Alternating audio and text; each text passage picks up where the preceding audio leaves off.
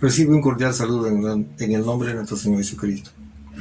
Después de escuchar estas preciosas alabanzas y cantarlo, quiero que continuemos nuestro estudio basado en el libro de los Hechos, en el capítulo 19. Hoy estamos terminando este capítulo y con unas enseñanzas muy prácticas, muy claras de la forma como Dios obra con sus siervos. El título de este sermón lo he considerado el conflicto que causa el Evangelio de Cristo. El conflicto que causa el Evangelio, imagínense. Parece un poco contradictorio porque el mismo Señor Jesús dijo: no pienses que he venido para traer paz, sino espada. No pienses que he venido para traer paz, sino espada. O sea, el Señor Jesucristo sabía que su mensaje de paz, de amor, de igualdad, de misericordia, sabía que iba a traer discriminación, que iba a traer conflicto y división. Porque cuando en una familia un integrante, ya sea un hijo, una hija, recibe el Evangelio de Cristo, se arrepiente, inmediatamente los demás integrantes de la familia como que quieren desconocerlo, lo discriminan, lo atacan, tratan de humillarlo y tratan de alguna forma de hacerle sentir mal. Entonces, eso es ya lo que causa la división. Porque la persona que recibe a Cristo, o sea, el nuevo Hijo de Dios, el nuevo integrante, lo que hace es que todos los días quiere escuchar la palabra de Dios, todos los días está deseoso de cantar alabanzas, de adorar al Señor, está dispuesto a obedecer al Señor Jesús. Entonces, quiere reunirse con los hermanos y quiere conocer más de Dios. Eso es lo que hace el Evangelio. O sea, hay un cambio de actitud, hay frutos de arrepentimiento. Pero sin embargo, la persona que rechaza a Jesucristo, con esa misma intensidad de aquella persona que busca de conocer más al Señor, de escuchar su palabra, de leer, esa intensidad, ese deseo, entonces el que rechaza también, con esa misma intensidad, rechaza al Evangelio, se opone al Evangelio. A toda persona que ve cristiano inmediatamente es rechazado. Y eso es lo que causa el Evangelio de Cristo. Entonces el Señor Jesús en Lucas 12, el versículo 51, dice así: ¿pensáis que he venido para traer paz a la tierra? Él dijo: os digo, no, sino enemistad. ¿Enemistad con quién? Entre los cristianos.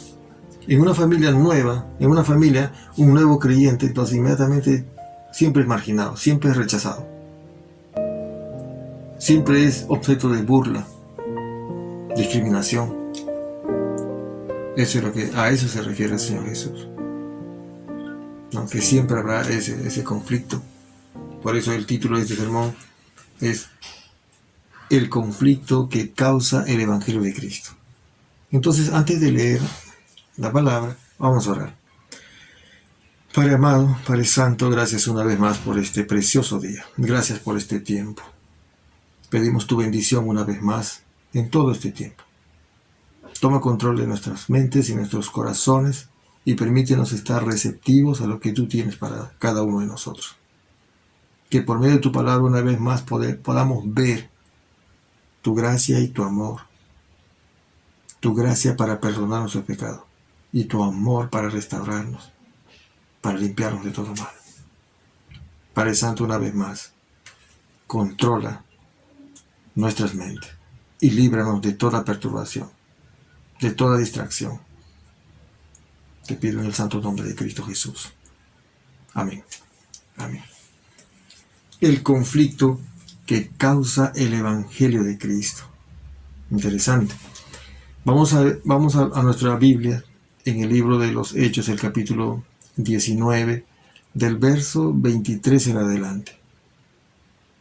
Poquito extenso en la palabra, pero quiero que leamos para entender qué es lo que causa conflicto, o sea, por qué la gente se entra en este tipo de conflicto. Vamos a leer, versículo 23 dice: Hubo por aquel tiempo un disturbio no pequeño acerca del camino, porque un platero llamado Demetrio, que hacía de plata templecillos de Diana, daba no poca ganancia a los artífices, a los cuales, reunidos con los obreros del mismo oficio, dijo: varones, sabéis que de este oficio obtenemos nuestra riqueza. Pero veis y oís que este Pablo, no solamente en Éfeso, sino en casi toda Asia, ha apartado a muchas gentes con persuasión, diciendo que no son dioses los que se hacen con las manos. Y no solamente hay peligro de que este nuestro negocio venga a desacreditarse, sino también que el templo de la gran diosa Diana sea estimada en nada, y comience a ser destruida la majestad de aquella a quien venera toda Asia y todo el mundo entero. Cuando oyeron estas cosas, se llenaron de ira y gritaron diciendo: grande es Diana de los Efesios. Y la ciudad se llenó de confusión, y a una se lanzaron al teatro, arrebatando a Gayo y a Aristarco, macedonios compañeros de Pablo. Y queriendo Pablo salir al pueblo, los discípulos no lo dejaron. También algunos de las autoridades de Asia, que eran sus amigos, le enviaron recado, rogándole que no se presentase en el teatro. Unos pues gritaban una cosa y otros otra, porque la concurrencia estaba confusa y los más no sabían por qué se habían reunido. Y sacaron de entre la multitud a Alejandro, empujándole los judíos. Entonces Alejandro, pedido silencio con la mano, quería hablar en su defensa ante el pueblo. Pero cuando le conocieron que era judío, todos a una voz gritaron casi por 2 horas: grande es Diana de los Efesios, grande es Diana de los Efesios. Entonces el escribano, cuando había apaciguado a la multitud, dijo: varones de Efesios, ¿y quién es el hombre que no sabe que la ciudad de los Efesios es guardiana del templo de la gran diosa Diana y de la imagen venida de Júpiter? Puesto que esto no puede contradecirse, es necesario que os apaciguéis y que nada hagáis precipitadamente. ¿Por qué habéis traído a estos hombres sin ser sacrílegos ni blasfemadores de vuestra diosa? Que si Demetrio y los artífices que están con él tienen pleito contra alguno, audiencias se conceden y procónsules hay, acúsense los unos a los otros. Y si demandáis alguna otra cosa, en legítima asamblea se puede decidir, porque peligro hay de que seamos acusados de sedición por esto de hoy, no habiendo ninguna causa por la cual podamos dar razón de este concurso. Y habiendo dicho esto, despidió a la asamblea. Bien, para ir un poco al trasfondo de lo que aquí estaba pasando. En los versículos iniciales de este capítulo hemos visto que el apóstol Pablo predicaba con gran poder. En Éfeso se empezó a levantar la segunda iglesia cristiana poderosa que apoyaría el ministerio del apóstol Pablo. Hemos visto que él estuvo primero en la sinagoga, después la iglesia se trasladó a un colegio, a una escuela de un hombre llamado Tirano, y él empezó a predicar y a enseñar 2 años ahí. Y en este tiempo de 2 años, Dios hizo grandes maravillas, muchos milagros se produjo. Hubieron sanidad de enfermos. Tanto es así, dice que con los pañuelos que usaba el apóstol Pablo, era llevado y le posaban a un enfermo y inmediatamente era sanado. El apóstol Pablo oraba por alguno que estaba endemoniado y era libre de los demonios. Entonces, el Señor mostró su poder. Y mucha gente viendo esto, venían a Cristo, se arrepentían. Y como ya estaban recibiendo a Cristo, entonces es obvio que ya se estaban apartando de las costumbres que tenía la ciudad de Éfeso, porque era una ciudad muy idólatra. Ya hemos visto que ahí existía un templo y fue una de las 7 maravillas del mundo. Y este templo era dedicada a la diosa Diana, en honor a la diosa Diana, la diosa de la fertilidad. Entonces, las ceremonias que ahí se hacían era algo espectacular, o sea, era algo asombroso para aquellos habitantes de esa fecha. Pero para una persona cristiana, una persona que teme a Dios, era algo terrible, una abominación. Un templo muy impresionante, con mucho lujo, con mucho detalle, con mucho arte.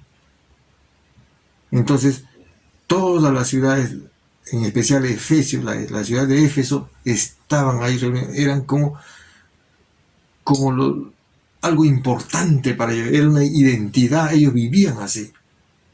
Entonces, viene el apóstol Pablo, viene la palabra de Dios, entonces empieza a causar gran impacto con el Evangelio de Cristo y muchas personas vienen al arrepentimiento. Vemos aquí que cuando hay un avivamiento, la gente recibe a Cristo, ahí la gente se está librando, o sea, hay salvación, hay sanidad. Entonces vemos que se levanta una oposición también. Y aquí hay algo terrible que va a pasar. Entonces, he considerado 3 aspectos que vamos a analizar para darnos cuenta bien cómo es que obra el maligno, pero cómo es que Dios obra de una manera poderosa para salvaguardar, para proteger a su siervo. Primer punto, un fabricante de ídolos se opone al Evangelio de Cristo. O sea, un hombre, una persona, un comerciante, un idólatra, se opone al Evangelio de Cristo. Versículo 23 dice, hubo por aquel tiempo un disturbio no pequeño acerca del camino. Cuando dice un disturbio no pequeño, quiere decir que hubo un movimiento de gente. O sea, la gente estaba como movido, había violencia, había marchas. Porque dice, hubo por aquel tiempo un disturbio no muy pequeño acerca del camino, o sea, acerca de los cristianos. Porque un platero llamado Demetrio, quiere decir, un hombre que fabricaba, o sea, un platero llamado Demetrio, que hacía de plata templecillos de Diana, daba no poca ganancia a los artífices.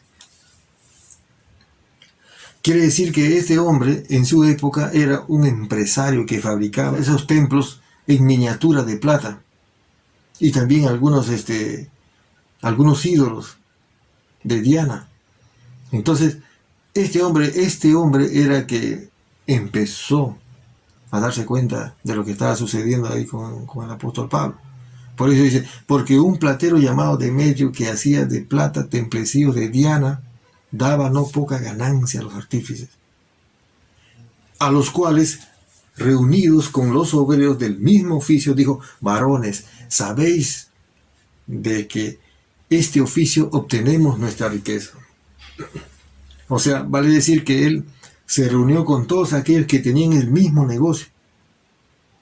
Empezó a liderar y a decirles, mira, lo que nosotros fabricamos y la gente compra. Entonces, ustedes saben que esto es nuestra ganancia.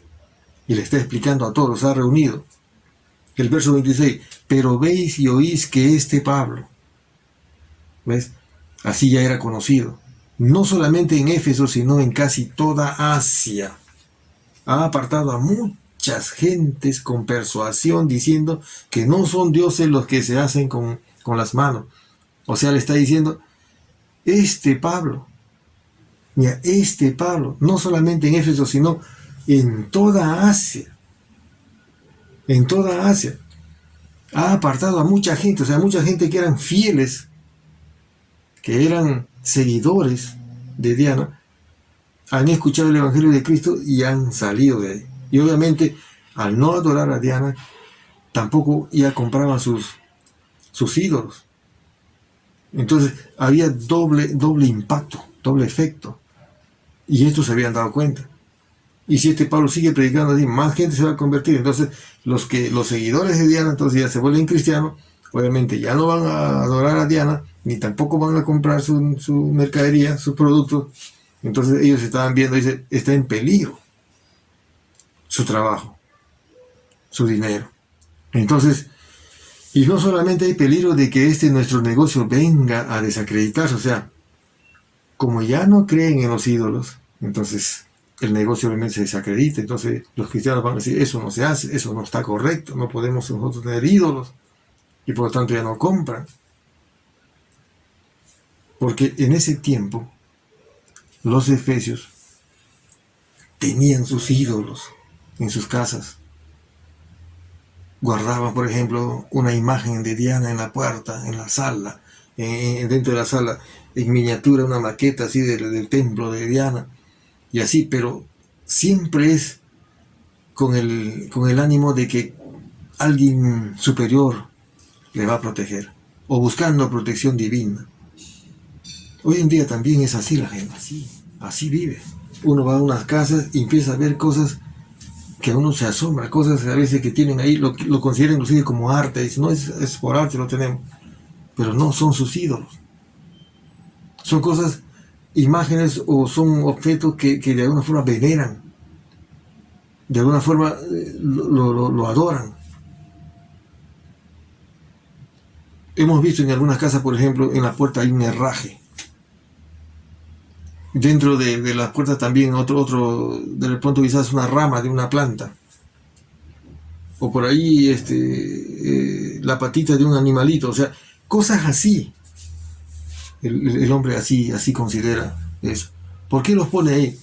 Porque de alguna forma, con esa actitud, están buscando protección de alguien divino. Entonces, en esa época los efesios eran así. Entonces, los que se dedicaban a fabricar estos templecillos, dice, de Diana, y estos ídolos, tenían un gran negocio. Y como vino el Evangelio de Cristo ahí, entonces empezó la gente a convertirse a Cristo. Y no solamente de Éfeso, sino de otras zonas también. Por eso dice acá, y no solamente hay peligro de que nuestro negocio venga a desacreditarse. Prácticamente le está hablando con todas las personas que fabricaban, como si fuera un sindicato de trabajadores. Entonces dice, vamos a perder, vamos a tener problemas. Y también dice, mira, también que el templo de la gran diosa Diana sea estimado en nada. Y comienza a ser destruida la majestad de aquella a quien venera toda Asia y el mundo entero. O sea, hace énfasis a otra cosa más. Su interés de él era básicamente los ídolos. Después no le interesa a la gente. Sino que de alguna forma para darle poder a su argumento, dice, mira, nuestra gran diosa Diana, dice, sea destruida. Ya no la van a querer. Ya no van a creer en ella. Y sabemos que Diana es venerada o adorada por toda Asia y el mundo entero. Entonces, lo que él está haciendo aquí, tratando de que las personas entren en conflicto contra Pablo, el siervo de Dios. Por eso que él le considera como este primer subpunto, que un fabricante de ídolos se opone al Evangelio de Cristo, porque ve mellado o ve en peligro sus intereses personales. Es una actitud egoísta, no le interesa realmente a la gente. Es como, por ejemplo, una persona que tenga un negocio en cierto sector del pueblo, o en un pueblo pequeño, el único distribuidor, por ejemplo, de bebidas alcohólicas. Y una iglesia se instala ahí, una iglesia poderosa, y empieza a predicar. Lo que la gente consumía mucho los fines de semana, ese licor, entonces un gran negocio para ese vendedor, y de pronto el evangelio se predica, y la gente se convierte a Cristo y ya no consume. ¿Qué va a pasar con esa persona, ese comerciante? Obviamente se va a oponer. Va a hacer cualquier cosa con tal de que la gente lo rechace para oponerse, porque ve en peligro, venida en poco su negocio, sus ingresos, sus intereses personales. Y aquí vemos a este Demetrio que hace lo mismo, reúne a todos los que son fabricantes de ídolos y le explica lo que está pasando. Les hace ver más allá para entrar realmente en conflicto. Entonces, estos fabricantes de ídolos realmente eran las personas que tenían mucho dinero, porque la Biblia dice, daba no poca ganancia, o sea, bastante dinero, porque la gente era una zona turística que venía también de otros sitios, de otras ciudades, de otros pueblos. Entonces venían como turistas, miraban y compraban. Entonces el negocio era, pues, como se dice, un negocio redondo. Ganaban mucho dinero. Entonces vemos aquí que hay consecuencias cuando se predica el Evangelio de Cristo. Se produce este tipo de inconveniente. Porque en 1 Tesalonicenses 1:9 dice, porque ellos mismos cuentan, dice, de nosotros la manera en que nos recibisteis y cómo os convertisteis de los ídolos a Dios para servir al Dios vivo y verdadero. La avaricia de este personaje llamado Demetrio ha llevado a manipular a la gente para su propio beneficio.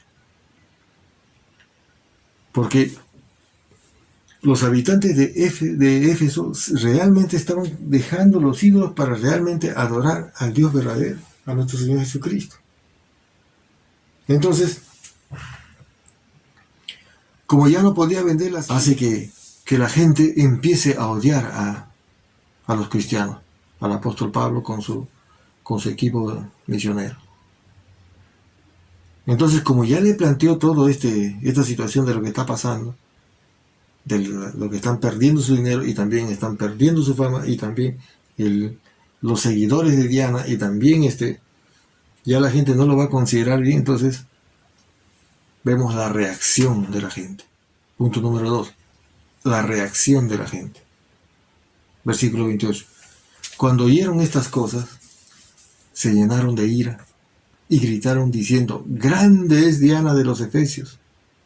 Y la ciudad se llenó de confusión, y aún unas se lanzaron al teatro, arrebatando a Gayo y a Aristarco, macedonios compañeros de Pablo. Y queriendo Pablo salir al pueblo, los discípulos no le dejaron. También algunos de las autoridades de Asia, que eran sus amigos, le enviaron recados rogándole que no se presente en el teatro. Esto quiere decir de que ¿cómo puede influenciar una persona o un grupo de personas? Primero empieza con este hombre llamado Demetrio, y empieza primero a los que son de su mismo negocio para ponerse de acuerdo. Y ellos son los que de alguna forma motivan a la gente a que la gente se rebele. Porque dice, cuando oyeron estas cosas se llenaron de ira, gritando, diciendo, grande es Diana de los Efesios. Un grupo de gente que empieza a hacer este tipo de arengas, lo que hace es llamar la atención. Y como el pueblo empieza a escuchar esas arengas, entonces la ciudad, dice, se llenó de confusión. Cuando dice confusión, quiere decir, algunas personas no saben lo que está pasando. Solo saben que hay un movimiento de gente. Solo saben que la gente está alborotada. Solo saben que la gente de alguna forma está incómoda, pero no saben por qué. Porque acá cuando la palabra dice, la ciudad se llenó de confusión, quiere decir que la ciudad ya estaba movida ya. Así como cuando en una ciudad se levanta un grupo de personas por la lucha, por la causa de algo que ellos necesitan que sea atendido, entonces mueven a la gente. Entonces cuando ve pasar las marchas, entonces algunas personas no saben lo que está pasando. Y acá cuando dice, y aún ahí se lanzaron al teatro, yendo a la zona central de la ciudad, el teatro, arrebatando a Gayo y a Aristarco. ¿Quiénes eran estas dos personas? Eran los integrantes del equipo misionero del apóstol Pablo. O sea, estos líderes ya estaban buscando a alguien, la cabeza principal. ¿Quién era? El apóstol Pablo. Agarraron a este hombre llamado Gayo y a Aristarco y se lo llevaron al teatro, golpeándole, torturándole. Entonces Pablo estaría en otro punto, en otro lugar, quizá en la iglesia, porque dice el versículo 30, y queriendo Pablo salir al pueblo, irse para ver dónde está la gente, para explicarles, para hablar con él, los discípulos que estaban con él en ese lugar le dijeron, no lo dejaron, porque ya sabían la gente cómo estaba de alguna forma enfurecida, alborotado, porque ya estaban pensando solamente en destruir, en la violencia. Versículo 31. También algunos de las autoridades de Asia, o sea, el apóstol Pablo, como ya tenía tiempo ahí, ya era conocido, era un líder cristiano, un líder ahí de la iglesia, el pastor principal. Entonces, estas autoridades habían visto en Pablo, no dice si son cristianos, habían visto en Pablo que realmente él no tenía ningún interés personal, solamente lo único que quería era compartir la palabra de Cristo, llevar el evangelio de Cristo y que la gente se arrepienta y sean salvos. Porque dice, también algunos de las autoridades de Asia, que eran sus amigos, le enviaron recado rogándole que no se presentase al teatro. O sea, no vengas al teatro. El apóstol Pablo quiso y seguramente se enteró que llevaron a dos de sus integrantes. Como todo líder, él quiere ir a atender como tiene que ser. ¿Qué pasa con algunas personas que es un líder y cuando se ve de pronto en peligro, lo primero que hacen es desaparecer y escaparse? Pero aquí vemos que él quiere ir. Y que los hermanos, los discípulos que están con él no le dejan ir porque saben lo que puede suceder ahí en ese lugar, en el teatro. Porque la gente estaba muy alterada, muy alborotada. Versículo 32. Vemos aquí la gente ya muy violenta. Unos pues gritaban una cosa y otros otra. O sea, unos gritaban arengando algo y otros otra cosa. Una confusión. Porque la concurrencia estaba confusa. ¿Eh? La concurrencia estaba confusa. Y los más no sabían. O sea, los demás no sabían por qué se habían reunido. O sea, otros que estaban ahí no sabían qué es lo que estaba pasando.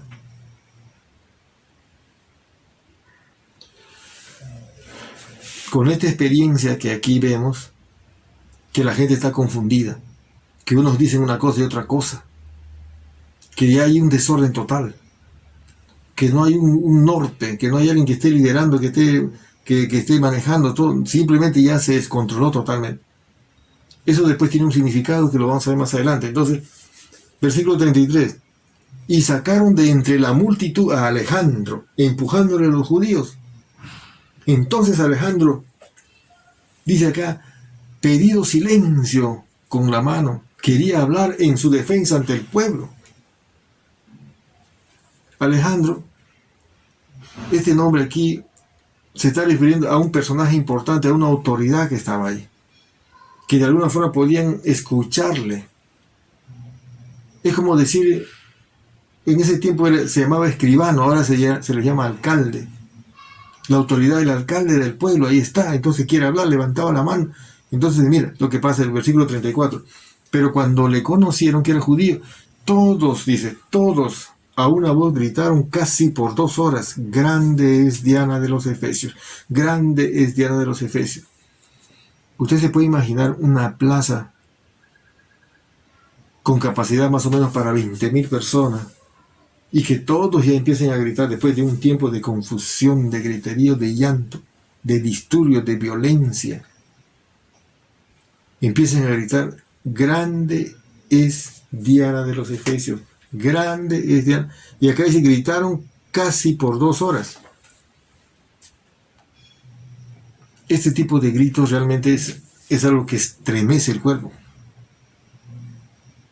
¿Cómo puede la gente alborotarse de tal manera? Y eso sabemos que no viene de Dios. Realmente la gente estaba muy aturdida.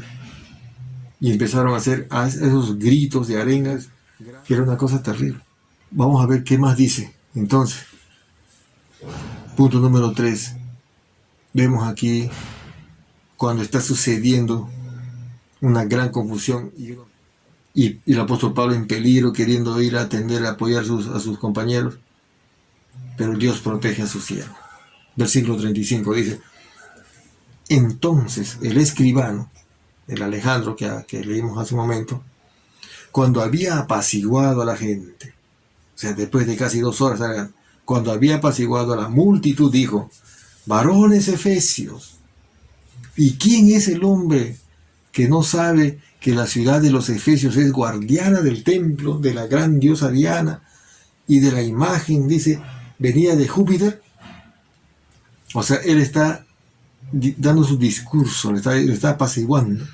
De alguna forma está diciendo que Diana es el único que tenemos y nosotros somos los que vivimos aquí. Mira, puesto que, versículo 36, puesto que esto no puede contradecirse, es necesario que os apacigüéis y que nada hagáis precipitadamente. Nuevamente, ¿por qué habéis traído a estos hombres sin ser sacrílegos ni blasfemadores de vuestra diosa? Vemos aquí que este hombre, Alejandro, el escribano, les está dando un discurso y les está explicando, les está diciendo, nosotros somos los que vivimos aquí, nosotros somos los privilegiados de tener aquí nuestro templo y a la diosa Diana. Y acá dice, es necesario que estén tranquilos, no cometan estas torpezas de violencia. Aquí dice, ¿por qué habéis traído a estos hombres? Dicen, o sea, estaba refiriéndose a estos, a Gayo y a Aristarco, sin ser sacrílegos ni blasfemadores de vuestra diosa. ¿Qué está diciendo aquí este hombre? Le está diciendo que estos cristianos, dirigidos por el apóstol Pablo, no son blasfemadores de vuestra Diana. El apóstol Pablo no se paraba y predicaba en contra de la diosa Diana. Él solamente venía y compartía el Evangelio de Cristo. Y eso es lo que nosotros tenemos que hacer, siempre. Porque yo vi aquí que Pablo no predicaba en contra de él, simplemente él predicaba el Evangelio y la gente escuchaba, recibía, y como producto de eso había un cambio de actitud, había un arrepentimiento. Entonces,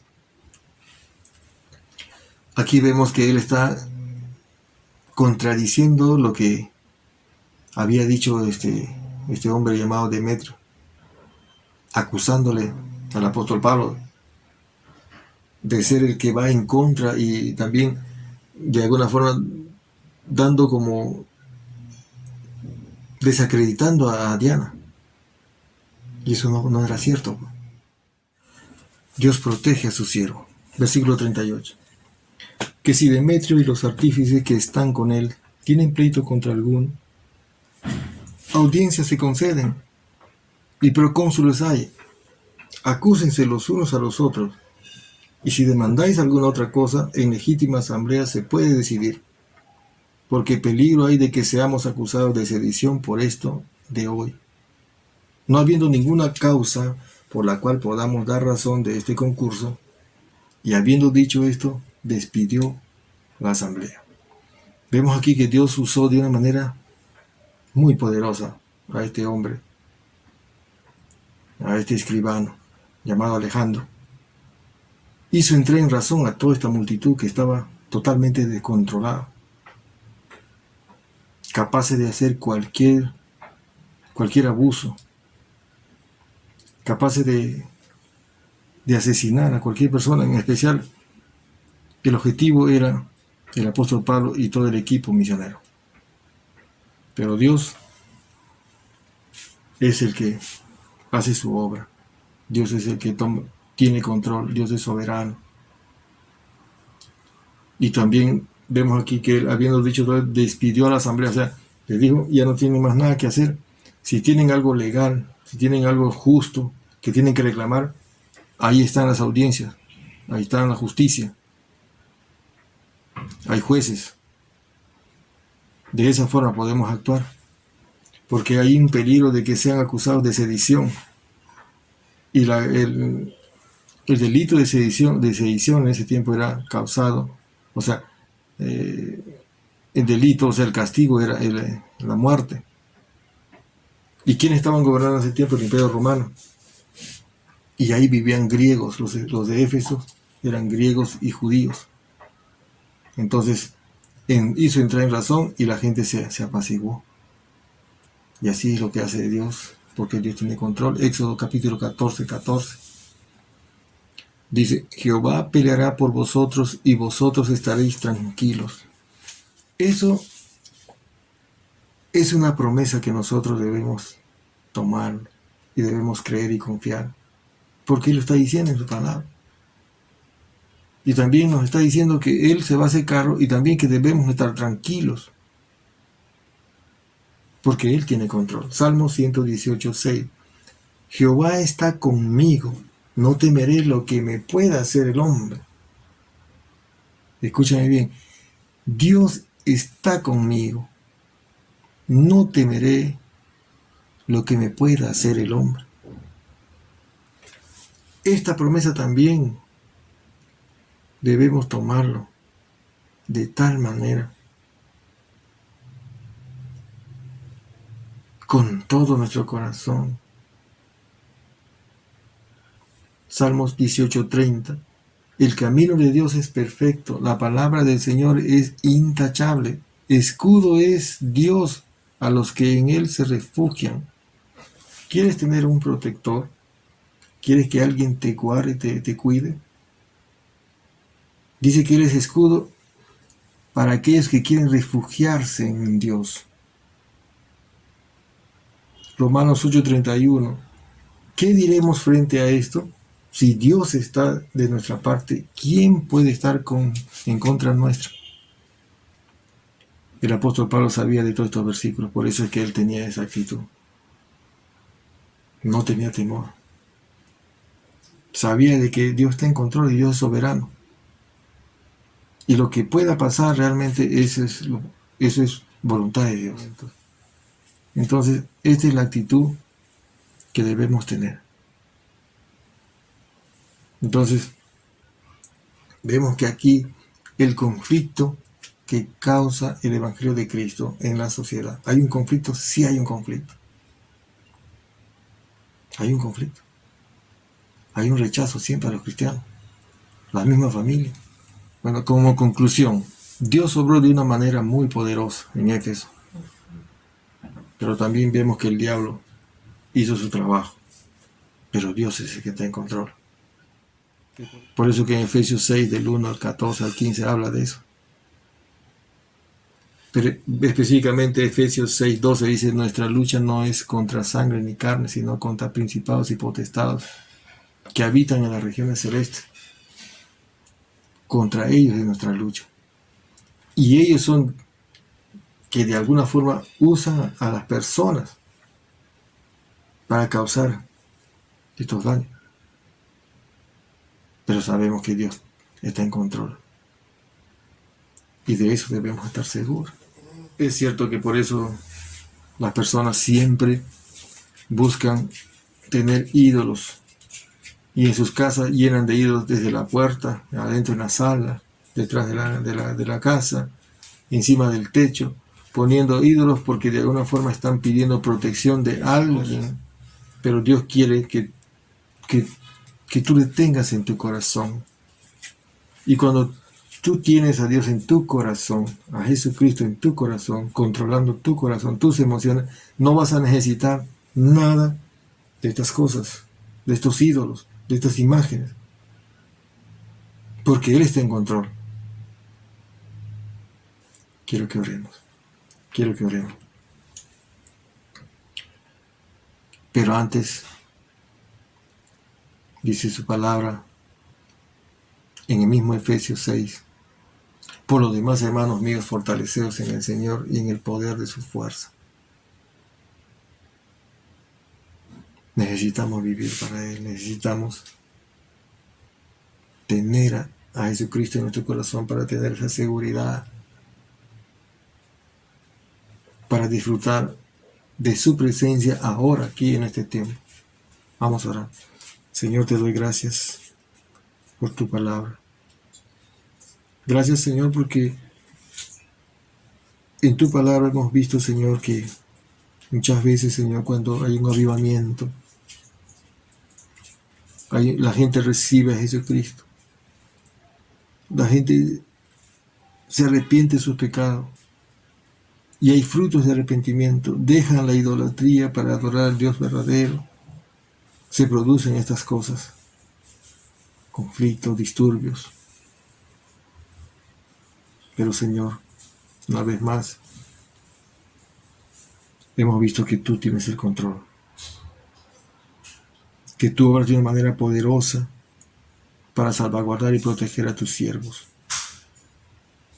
Y aquí, una vez más, vengo a ti en el nombre de Jesús para pedirte perdón, porque muchas veces no confiamos en ti como tú lo dices en tu palabra, porque somos incrédulos,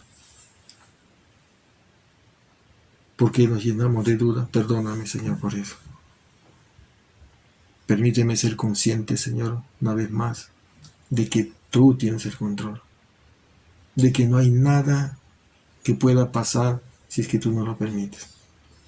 Situación que ha vivido los efesios en Éfeso fue porque tú lo has permitido para mostrar tu poder, tomando el control, manejando los corazones y las mentes de las personas para proteger a tus siervos, a tus hijos. Gracias, Señor, una vez más, porque un día te dignaste a vernos con misericordia y acogernos a ti como tus hijos. Asimismo, oro por aquella persona que todavía no te conoce, que te ha escuchado de diferentes formas, en diferentes sitios, Señor, tú te has manifestado, pero todavía no ha decidido acercarse a ti. Toca su corazón, Señor. Ten misericordia. Y haz que ella o él se venga a ti y pueda verte, Señor, tal cual eres, Señor. Tú estás dispuesto, dice tu palabra, venid a mí. Luego dices, estemos a cuenta. Señor, también sabemos que tú estás tocando la puerta de nuestros corazones. Y aquella persona que abre dice que tú entras, Señor, y moras en él. Señor, ten misericordia, Señor. Y ayúdale, Señor. Padre Santo, una vez más te quiero dar las gracias por este tiempo, por tu palabra. Y pon en nuestros corazones siempre el querer y el hacer tu voluntad siempre. Vivir para ti. En el nombre de Cristo Jesús. Amén. Amén.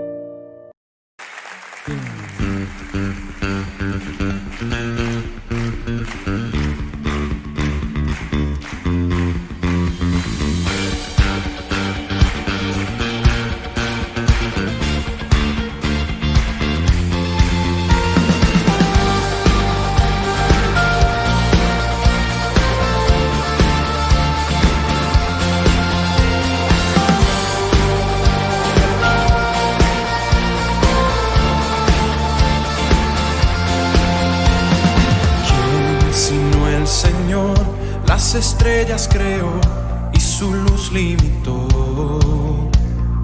¿Quién sino el Señor? Sol y luna formó, movimiento les dio. ¿Quién sino el Señor hace la lluvia venir y truenos rugir? Tus obras grandes son, Dios poderoso, tú gobiernas la creación, con tu palabra, Señor, te exaltaremos. Dios poderoso, de ti canta la creación, llenas todo tu Señor, te exaltaremos por siempre y siempre, oh Dios.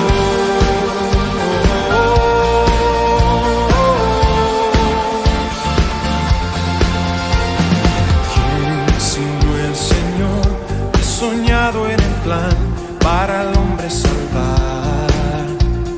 ¿Quién sino el Señor limpiará al pecador con su sangre y amor? ¿Quién sino el Señor puede dar vida y salvar por una cruz? Tus planes grandes son, Dios poderoso, tú gobiernas la creación, con tu palabra, Señor, te exaltaremos. Dios poderoso, de ti canta la creación, llenas todo tu Señor, te exaltaremos por siempre y siempre, oh Dios.